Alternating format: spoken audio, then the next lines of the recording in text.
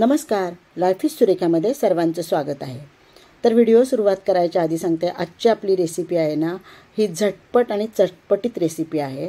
कारण का अगदी आजारी माणूस जरी असला आणि त्याच्या तोंडाला चव नसेल ना, आणि ही जर रेसिपी त्यांनी बनवून त्याच्यासाठी आपण बनवून दिली तर खरोखर त्याच्या तोंडाला चव येईल अशी रेसिपी आज मी करायला घेतले।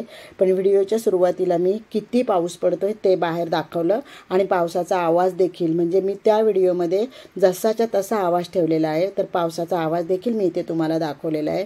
गेले 2 दिवस झाले इथे मुसळधार पाऊस पडतो आणि रोज सकाळी उठल्यानंतर पहिल्यांदा प्रश्न असतो की भाजी सकाळची काय करायची। एक तर रात्री विचार करून ठेवायचा असतो की सकाळच्याला भाजी काय करायची, कारण सकाळी हा नाश्ता कंपल्सरी लागतो।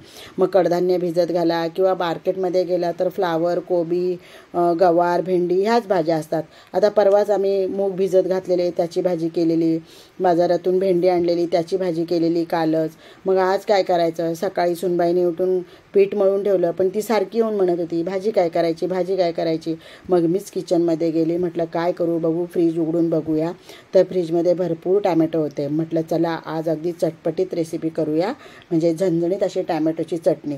पण मी टॅमॅटोची नुसती चटणी केली नाही, टॅमॅटो आणि कांदा हे दोन्ही समप्रमाणात घेतले आणि कांदा टॅमॅटोची चटणी केलेली आहे। पण ती इतकी रेसिपी म्हणजे चविष्ट होणारे आणि झणझणीत अशाच पद्धतीने मी केलेली आहे। माझ्या सगळ्या व्हिडिओमध्ये मी ज्या रेसिप्या करते त्या मी खास रेसिपी म्हणून करत नाही। माझ्या घरामध्ये जे नाश्त्यासाठी, दुपारच्या जेवणासाठी, संध्याकाळच्या जेवणासाठी जी पण मी भाजी बनवते, जो पण स्वयंपाक बनवते ते मी इथे रेसिपी करून दाखवत असते।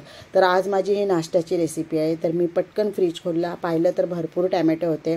मग मी टॅमॅटो सगळे स्वच्छ धुवून घेतले, बारीक चिरून घेतले आणि त्याला लागणारं साहित्य म्हणजे कांदा, हिरवी मिरची, लसूण, कढीपत्ता, कोथिंबीर आणि मसाल्याचे सगळे साहित्य घेतले आणि लगेचच मी सुरुवात केली।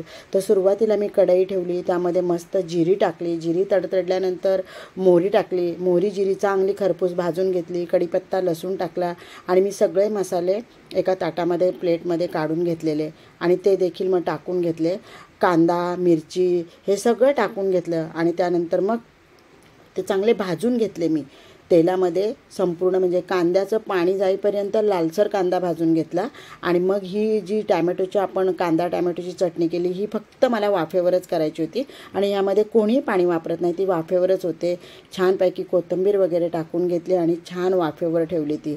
पण ज्यावेळेस ती मी भाजी घातली आणि तिच्यात सगळे मसाले वगैरे मिक्स केले तर तिला इतका सुंदर कलर आलेला आणि असं वाटत होतं लगेच खाऊन घ्यावं।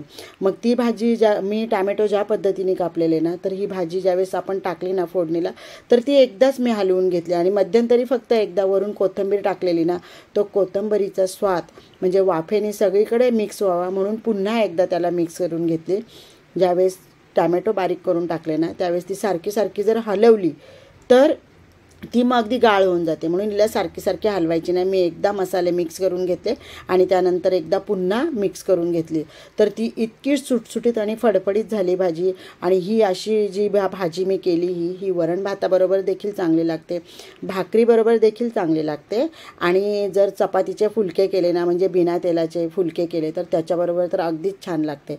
तर आजची आमची जी थाळी होती, म्हणजे सकाळचा जो नाश्ता होता तो फुलके आणि ही टॅमॅटो कांद्याची चटणी, तर छान अशी माझी रेसिपी झालेली आहे।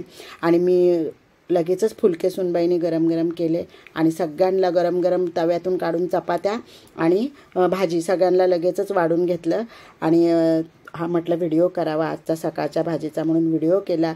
व्हिडिओ जर आवडला, रेसिपी तुम्हाला पूर्ण इथे व्हिडिओमध्ये मी दाखवलेली आहे आणि इतकी म्हणजे चविष्ट ही चटणी झालेली आजची, खूपच म्हणजे नेहमी पण मी करते पण आज खूपच छान झाली, अगदी मनापासून सकाळी केलेली आहे। म्हणून व्हिडिओ जर आवडला तर व्हिडिओला लाईक करा, शेअर करा, कमेंट करा आणि सबस्क्राईब करा। धन्यवाद। तर भेटूया पुढच्या व्हिडिओमध्ये। सगळ्यांनी लगेचच सकाळी नाश्ता करायला या। चमचमीत झणझणीत कांदा टॅमॅटोची चटणी केलेली आहे आणि छानपैकी गरम फुलके केलेले आहेत। तर मी आता सुरुवात करते, तुम्ही देखील सगळ्यांनी ही रेसिपी करा आणि मला कमेंटमध्ये सांगा की रेसिपी कशी झाली। मी तुमच्या कमेंटची वाट बघते। भेटूया पुढच्या व्हिडिओमध्ये, तोपर्यंत धन्यवाद।